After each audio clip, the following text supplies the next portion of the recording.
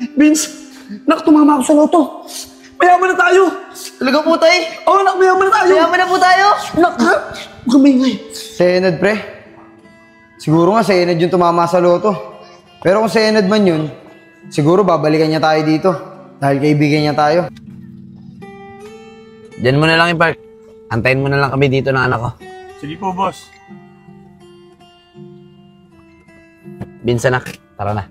Tara po, tay.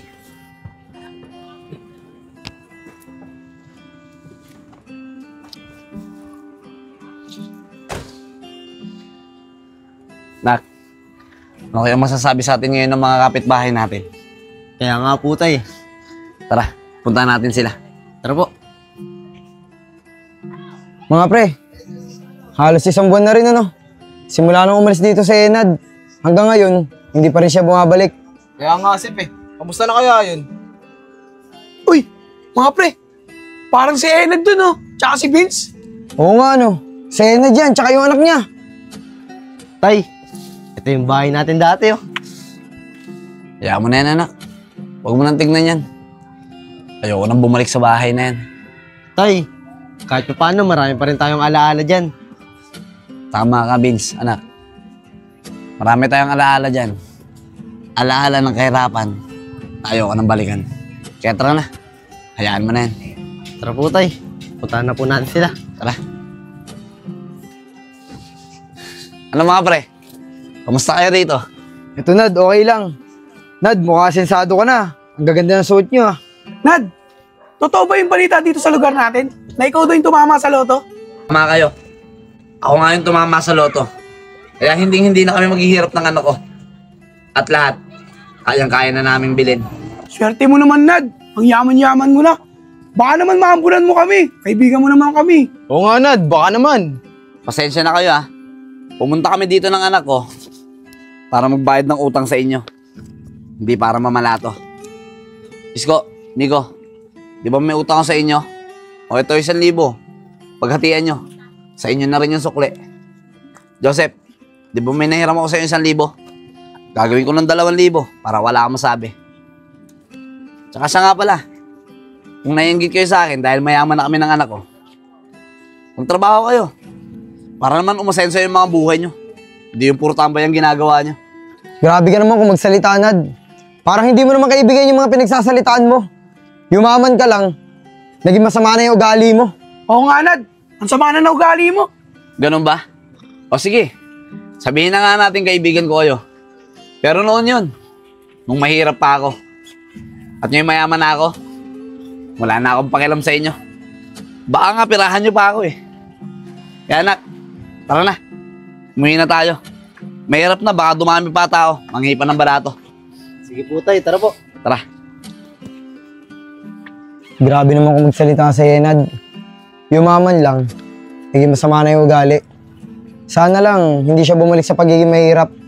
Dahil kapag nangyari yung araw na yun, baka wala nang tumulong sa kanya. Kaya nga, Sip eh.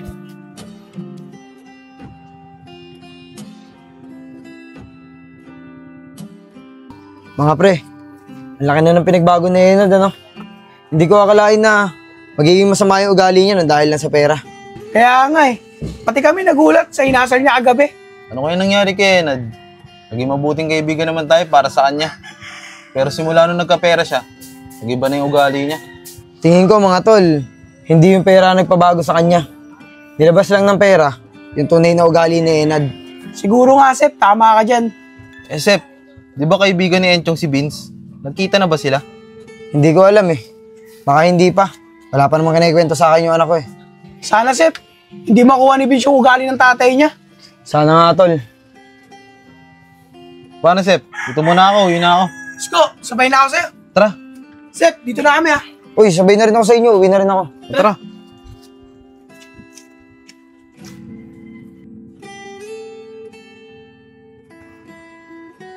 Si Vince to. Ba't kaya niya ako pinapapunta sa Montevilla? Mapunta na. Tay, papaalam po sana ako pupunta ng Montevilla. Sige anak, basta huwag ka magpapagabi ha. Opo tay, maraming salamat po. Una na po ako. Sige.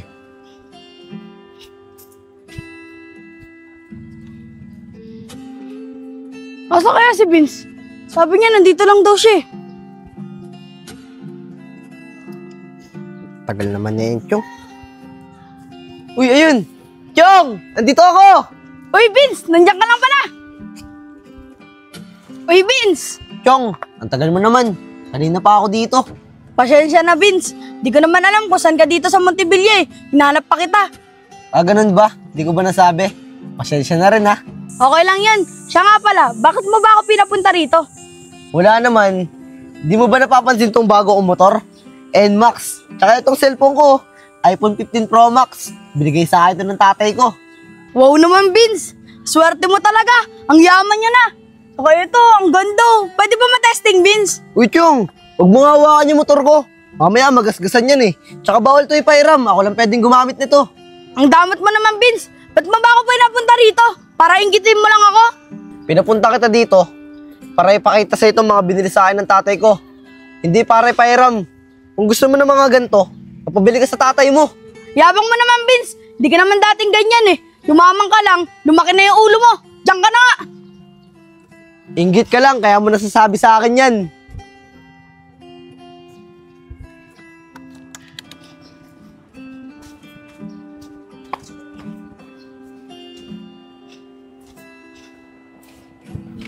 Oh, Enchong ano? Anong nangyari sa'yo? Ba't parang nakasimangot ka? Eh, tay, nagkita kasi kami ni Vince sa Montevilla eh. Oh, ayun naman pala eh. Nagkita na kayo ng kaibigan mo eh. Ba't parang malungkot ka pa? Eh, tay, pinapunta niya lang ako doon para iabang yung cellphone saka yung motor na binigay sa kanya ng tatay niya. Anong ba anak? Pagpasensyahan mo na yung kaibigan mo. Baka na-impluensyahan lang siya ng tatay niya. Alam ko, mabait na bata yun si Vince. Kaya nga po, tay.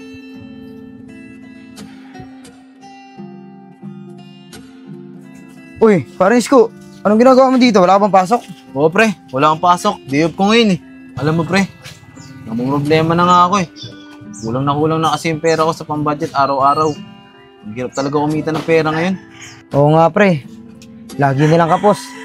Buti na lang may minimum wage, tax exemption. Oo nga pre, ang laking tulong din may exempt ang mga kapwa natin manggagawa sa ibang mga tax liabilities. Kaya nga pre, salamat kay Senator Bong Revilla. Dahil isa lang yan sa mga batas na naiakda niya, kabilang na sa 343 na paano ka lang naging batas na napakikinabangan natin ngayon. Kaya nga, hindi lang talaga action sa pelikula si Idol. Action na sa Senado, pati na rin sa totoong buhay. Uy, mga pre, nabalitaan nyo na ba? Bibisita daw ulit dito sa Enad eh. Sigurado ako, magyayabang na naman yun. Wala na, Nico. Malamang, ganun talaga gagawin nun. Kasi nilamon na siya ng pera niya. Alam mo, Sep, pag ganyan siya ng ganyan, mawawalan siya ng kaibigan. Nico, naging ganun man sa Enad. Huwag natin siyang talikuran bilang kaibigan. Naging masama man ang ugali niya. Isipin niyo pa rin na naging kaibigan natin siya. Tama ka, Sep. Kailangan niya tayo. Lalo na ngayon. Dahil baka nasisilaw na siya. At hindi niya na alam yung ginagawa niya. Dahil marami na siyang pera. Tama ka dyan, pre.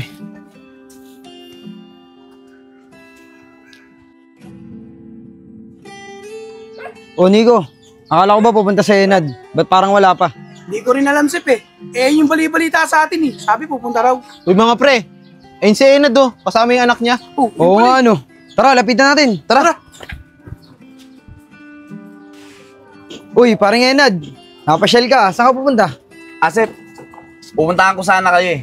Meron kasi kung nabiling bagong sasakyan. Papakita ko sana sa inyo.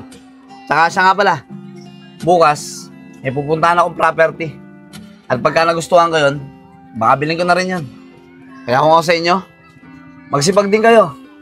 Para makabili rin kayo ng mga nabibili ko ngayon. Alam mo, Nad, hindi naman dahil sa pagsisipag mo kaya kayo maman eh. Talagang sinuwerte ka lang. Nico, hayaan mo na. Nad, kayong kaibigan lang. Ingatan mo yung pera mo. Hindi kung ano yung binibili mo. Baka mamaya, maloko ka. Mawala yung yaman mo at bumalik ka sa hirap. Ano ko ba, Sep? Bakit mo ba sinasabi sa akin yan? Ikaw pa talagang mahirap nagpayo sa akin ng ganyan ah. Para malaman mo, hindi na ako babalik sa pagiging mahirap. Saka isa pa, alam ko naman na naiinggit lang kayo kaya yung sinasabi sa akin yan eh. Tara na nga, anak. Tara po, tay. Ikaw ang bahala, Nad. Basta ako, nagpayo lang ako sa'yo.